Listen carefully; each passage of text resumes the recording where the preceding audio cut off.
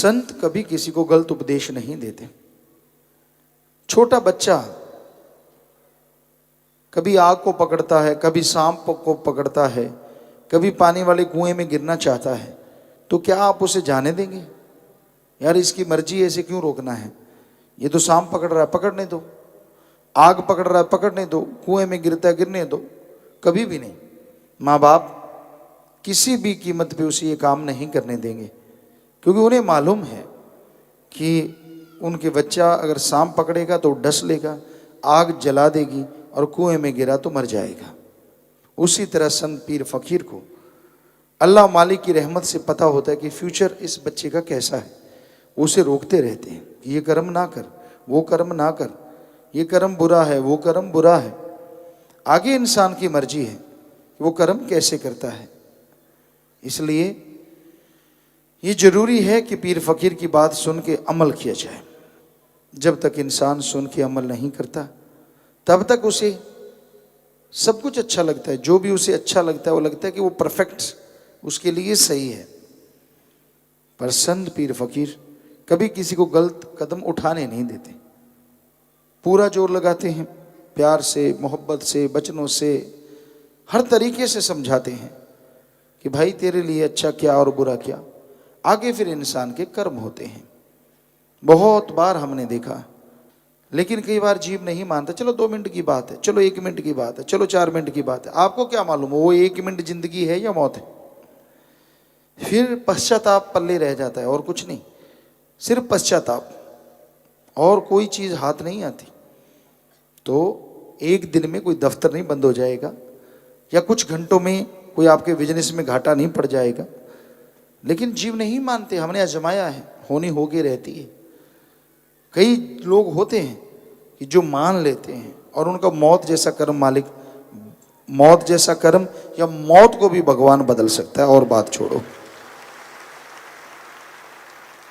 बात वचन मानने की है। और संतों के पास कुछ जादू टोना या कोई दवाई ऐसी नहीं होती जिसको देने से आदमी खुश हो जाए।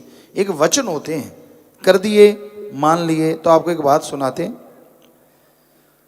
हाँ, एक सज्जन आए यहाँ पे, और बहुत पहले की बात है। वैसे तो उसके बाद भी बहुत सारी बातें हुई हैं, हजारों करोड़ों सत्संगियों के साथ होता रहता है। तो वो आए और कहने लगे, पिताजी बताओ, हम लाइन में ऐसे मस्ताना जी धाम में सत्संग थोड़ी हुआ करती, बिठा लेते थे, हम घूमते उनके पास, बोलो भी क्या बीमारी, क्या बीमारी, ये करो बेटा, वो करो। कहने लगे जी मैं बीमार हूँ। हमने कहा ठीक है, आप पीछे चंडीगढ़ में दिखा लो भाई, प्रसाद ले लो। हम चले आए। घर वाले गुस्से हो गए, कहने लगे तेरे को कहा था, क्या फायदा? कहने लगा क्यों? कहते अभी आप चंडीगढ़ से तो आ रहे हैं सीधे पीजीआई से। उन्होंने जवाब दे दिया कि इसकी ज़िंदगी नहीं बचेगी। कहता मैंने आपसे सलाह थोड़ी ली है, मैंने तो अपने पीर फकीर से पूछा है, और मैं तो जाऊंगा ही जाऊंगा। वो कहते हैं ऐसे कैसे, अभी तो जाएं? कहते ना जाओ, मैं अपने आप कोशिश करो, मुझे 2 लोग उठाने वाले दे दो, मुझे ले जाएं उठा के। उन्होंने जिद मान ली उसकी। गए, डॉक्टर को दिखाया, दवाइयाँ लिख दी। कहते चलो दवाइयाँ ले लें। कहते नहीं, दवाइयों का तो कहा ही नहीं, ये कहा था पीजीआई दिखाओ। थोड़ा सा भोला स्वभाव था, भोले भाड़ों को मालिक लुटाता खजाने, ये भी हकीकत। कई बार ज़्यादा अकल का दखल मन का रूप धारण कर लेता है। तो वो वहाँ से दिखा के वापस आ गए। डॉक्टर बोले कि 15 दिन 10 दिन जो भी है आप सेवा करें। वो ऐसा कोई उसे उल्टियाँ लगी। 2-3 दिन बाद घर वालों ने सोचा कि अब मौत नज़दीक है, खून आने लगा, लेटरिन के रास्ते, मुंह के रास्ते बड़े बड़े गांठें निकलने लगी। तो बिल्कुल डाउन हो गया, बिल्कुल चारपाई भी चिपक गया। पर 2-3 दिन के बाद कुछ ठीक, फिर कुछ ठीक, फिर कुछ ठीक, फिर कुछ ठीक, करते करते करते बिल्कुल नॉर्मल हो गया। उसके अंदर भयानक कैंसर की बीमारी 3rd स्टेज पे थी। तो आया और मिला, रोने लगा। कहने लगा पिताजी मैंने ऐसे किया। हमने कहा भाई हमारा तो ऐसा कोई मकसद नहीं था, सतगुरु मौला है वो अखवाने वाले और तू मानने वाला, हमारा तो बीच में कोई रोल ही ना रहा। बस मालिक ने ख्याल दिया, तुझे बोल दिया और तूने झट से लपक लिया, जरा सा नहीं गिरने दिया कि भाई दवाई भी नहीं लूँगा। और दवाई भी नहीं ली उसने।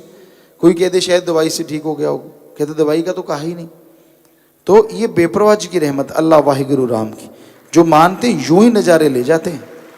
कई बार आदमी नहीं मानता, नहीं ना जी ना जी, तो भाई फिर ना जी तो बहुत रूहानियत में बहुत बड़ी रुकावट।